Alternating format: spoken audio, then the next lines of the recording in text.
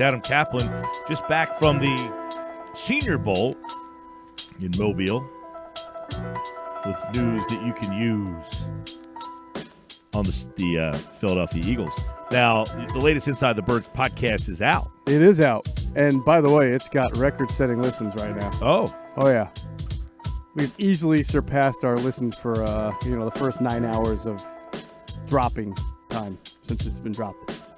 So what would you say is the most compelling news that you guys discuss on this edition?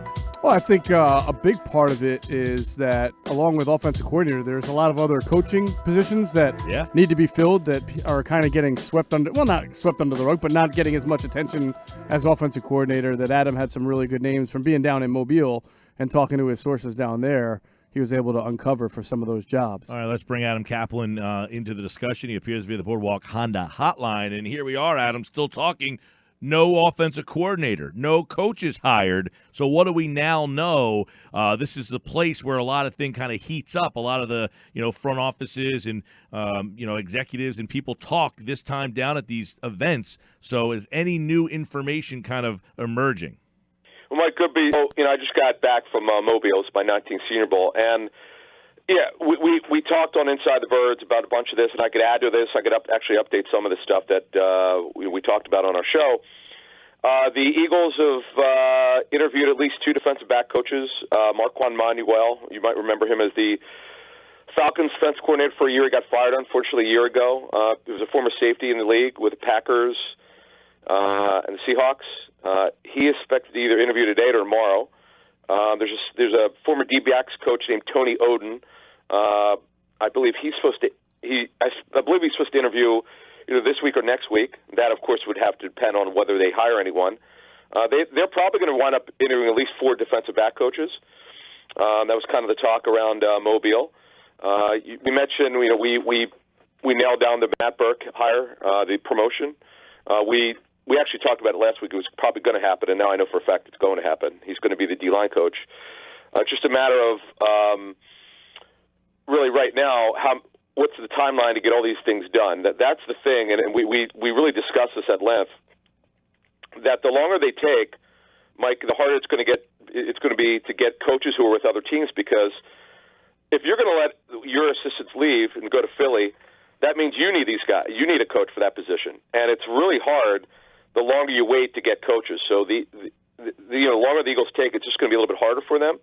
So it's going to be fascinating to see, do they get college coaches? Do they get guys who are on the street? Or do they still try to get coaches who are under contract with other teams with these? By the way, I remember talking to one team this week. Actually, I didn't even mention this on the show. One team told me, look, if there's a better opportunity for a coach that we really like, we'll look at it, but it really comes down to, do they have a coach who's up and coming to replace their own coach? So there's a lot that goes into this. What does it say to you, Adam, that a guy like Graham Harrell, James Urban, they all decided to say, you know what, that's not the right job for me? Is there any red flags to that? No, actually, that's not what happened. Here's what happened. Here's actually the truth. We, for listeners, Mike, we actually had this. According to multiple sources, and it's kind of what I just said, and I could add to it. The longer the Eagles took to make a decision on their coordinators, the longer that the teams have these coaches said, you know what, we're not. You need to stay with us, because we're not going to give you the Eagles 3 weeks to make a decision. And by the way, look, I mean, John Harbaugh actually talked about it last week. I mean, he talked about his guys interviewed, Bobby Ingram and James Urban. And they're not going to give the Eagles, a couple weeks to make a decision here. I like, in one hand, Mike, I like that the Eagles are being thorough, but you can't put the other teams to a disadvantage of coaches who are on a contract. That's just not the way it has to happen. Check out Inside the Birds podcast at Caplan NFL. Real quick reaction to Josh McCown's name being offered a deal, and then him saying, you know what, I think I might want to play.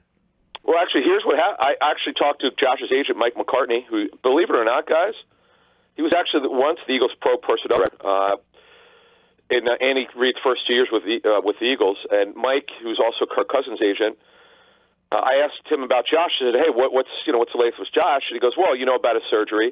He's got a 6-month rehab. The hamstring, tore off the bone, and they're going to revisit this later and decide what Josh wants to do." I had always been under the impression that the Eagles try to bring him in as a coach once he made the 100% decision not to play, and he's not there yet. As you just said, he might play. He doesn't know yet. And the other part of this is, he lives in North Carolina. We know that he would fly back on weekends to coach. It's really one of the most unique things I can remember. And Josh also has a TV deal waiting for him at ESPN, and I've known Josh for several years, and he's a really amazing person. He could do. By the way, he's a great personnel evaluator. I got to know him about that. I used to pick his brain on players, and he's pretty an amazing guy. So he's got an incredible future. He could coach, he could play, he could go back to television or whatever he wants to do. Adam, wide receivers coach is obviously an important one, and this is something we didn't talk about on the pod that maybe we can talk about here is your sense of are they really going through a lot of different candidates and maybe even looking veteran because they've missed for 3 or 4 straight years? Obviously the next one will be the 5th one, and the last 2 have been kind of inexperienced NFL coaches. Do you think Doug is really trying to make sure he gets, you always want to get the right guy for any position, but that this is not a position that he can take any gambles or chances on? Yeah, and I would compare it to D-line. They cannot, the D-line, I know people criticize the receivers coaches. Groh was terrific, but the other guys weren't as good. They're pretty thorough here. It's another position where they're probably going to interview at least 4 people. I know that Sanjay Lal, who was a runner-up to the receivers job from 2 years ago that Groh got, I know Sanjay, who's available. I know the Eagles are interested in keeping him on their radar, but there's been I don't think he's interviewed yet, and I just find it interesting that that to me I thought would be the first position off the board. But D-line, because I knew last week that they were going to promote Burke. That's I'm not even counting that, but I'm talking about in general. I thought receiver would be the first one they could have because you've got a lot of teams that are out of the playoffs. You have guys' contracts are up, and it's amazing to me, as you mentioned that, Jeff, that they've had such futility at filling that position. But I think if the Eagles were being honest, the D-line coach has been the worst coach position since Doug Peterson took over. It's been really horrendous, let's be honest about it. Adam, how do you think the constant change of position coaches have affected the locker room and the players in the locker room? I feel like every time they show up for a new season, they have a new position coach. Is that something that's overlooked or that's not a big deal? No, well, here's how it's a big deal.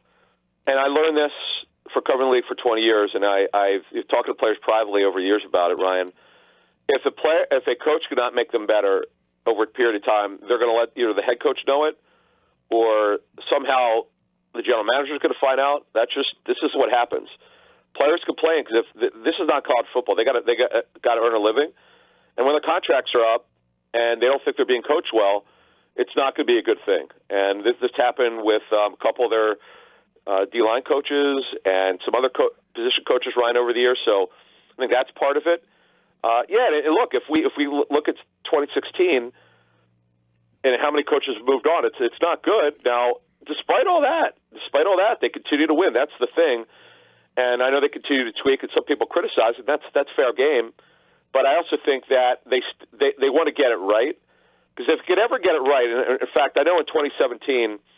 I spoke to 2 of their coaches who thought it was the best coaching staff they'd ever been on. But since then, there's been a lot of upheaval for one reason or another. How does an organization, obviously specifically with the Eagles, handle a hiring process that involves 4 coaches? Is it just offensive coordinator and then we deal with the rest later?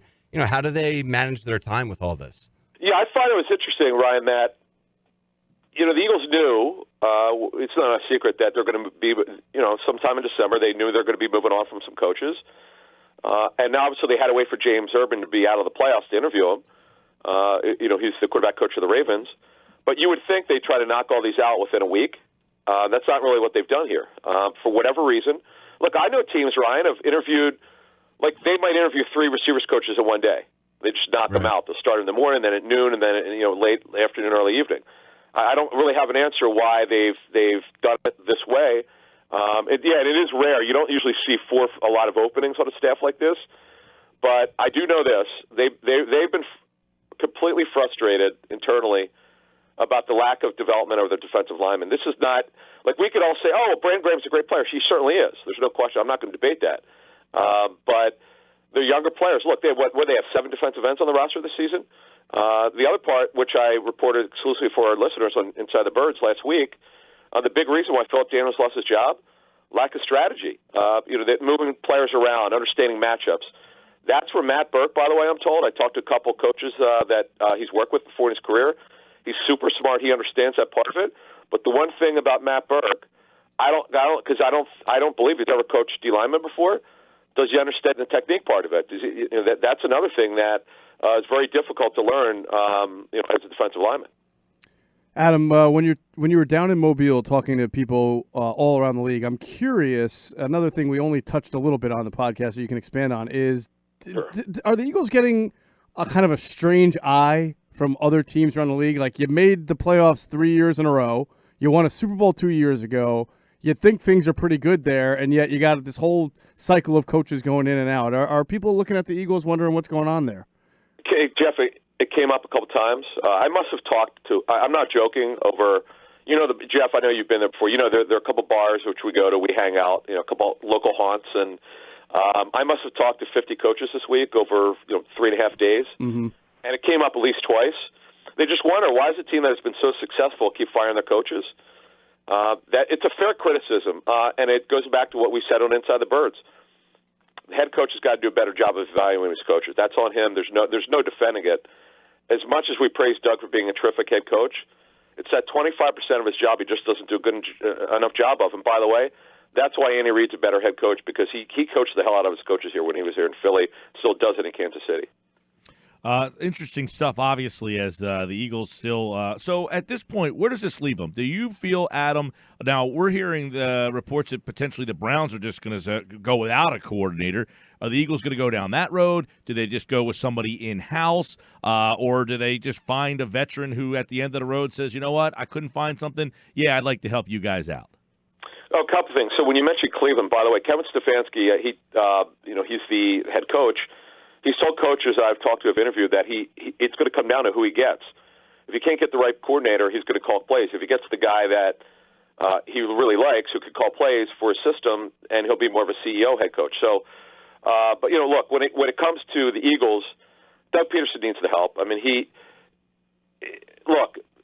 Mike Kafka, quite frankly, I don't think, even if the Chiefs wouldn't block him, I don't know that he'd even want to come here, because what's going to be the difference between being the quarterback coach / passing game coordinator / what I'm told is the lead game planner during the week of their assistants? What would be the difference here? The only thing he'd get here is more money. The titles are one thing, as we know, but what they do actually day to day is different. So it's Doug's got a little bit of a dilemma here, because the later you wait, the less chance you have to get the right guy, because not everyone's going to be available. I didn't think it would take this long. I'll be honest with you, I was wrong on that. I thought they'd have it done within a week. But I do like that they interviewed Graham Harrell. I heard some great things about him. I was actually around a bunch of college coaches who spoke very highly of him, and he's really bright. And the other thing I want to commend the Eagles for, as much as I've criticized them with the search, I like that they're thinking outside the box. Is that, man, Doug is way too loyal to his coaches. It's to the point where I think it's a detriment to the development of the roster and the players. And I like that they're thinking outside the box here, but the other part of it is it's taking way too long. What is guys like Connor Barwin, Brent Selleck, those guys down there? What are some of the roles that those guys have? Yeah, so Connor Barwin, Mike, is he reports directly to the GM Harry Roseman. Connor's been working with them. I understand, from what I understand, for about 2 months, and he's going to help in a variety of areas. It's still scouting, and I saw Connor last week at the East-West Shrine game, and he's at the Senior Bowl this week. And he's just going to learn scouting, film work, and sit in meetings. And Brent Selleck is, by the way, Brent's got a very successful real estate business. But I think this is just me asking people who know him. He wants to stay connected to the game. So what did he do? He got a credential. They got him in there. He's sitting in meetings, and he wants to learn about the scouting business. I just find it. The craziest thing was, I didn't know anything about this, and Mosher texted me, and I'm like, "What? What is this?" I didn't know. I was like, "What is Brent Selleck doing here?" I was like, I didn't know anything about it, and then I found out like 10 minutes later. I'm like, "All right, let me find out," and I got it. So it's Brent's a great guy, by the way. I've known him since 2007, and I just think that. And by the way, he was at training camp a lot. Any of us who've been there have seen him. I don't think he could completely walk away from the game. I think it's very interesting. at Caplan NFL. The Eagles' offseason news still out there because they haven't made news. They haven't hired an offensive coordinator. They have a lot of coaching openings and vacancies, and then free agency and the draft and all that good stuff. Adam Caplan. By the way, when are you heading down to Miami? Yeah, so I'm leaving. Let me see, Tuesday morning, Mike, and I will be on Radio Row because I have 2 interviews I have to do. I have radio deals I have to honor. So I have to be there by 1 o'clock, and I can't wait, man. We might be on your flight then. Yeah, my flight from Philly leaves. What does it leave at 8 a.m.? No, you're on the early one. We're on the 10:45. I wish I would have taken that. By the way, I regret it, but I watch out for John Clark. He's going to come after you. You just gave your flight info out. You're going to be on the TV. Well, maybe he'll help me. Maybe he'll help me, Johnny Airport. He already knew. You know, it's crazy. He knew before Adam did. Yeah. He's a great guy. I will tell you the early word, though, in this game, every guy I've asked, and because I have a radio deal for 95.7 The Game in San Francisco, I want to get this poll done. I've polled 15 people. I want to get about 30 to 40. It's 8-7 for the Chiefs. Who's going to win? I mean, this is crazy. We'll see how close the game is. What are your guys' feelings before we get out of here? Do you think this will be a close game? Oh, yeah, I definitely think it's close. Actually, my initial thought was I like San Francisco just because I tend to lead defense over offense. Well, I agree with you. The only issue is no one's been able to stop Mahomes yet. It's really incredible. It's really incredible so far. It's gonna be. I think it'll be a great game. I think high scoring. I'm going to save my stuff for our pod, Adam. I don't want to give you I don't know. I'm not making my picks till next week. I'm just trying to get an early thought from people at Senior Bowl. And I talked to a bunch of guys who went against the Chiefs, and they just feel like it's really, really difficult. And the Chiefs' offensive line, no one talks about. It's pretty underrated. So it's great because it's Kyle Shanahan and his run game versus Danny Reed's pass game. I can't wait for it. All right. Well, we'll see you down in Miami. And obviously, Adam Caplan, like all guests, appeared via the Boardwalk Honda hotline. Thanks, pal. Guys, thank you.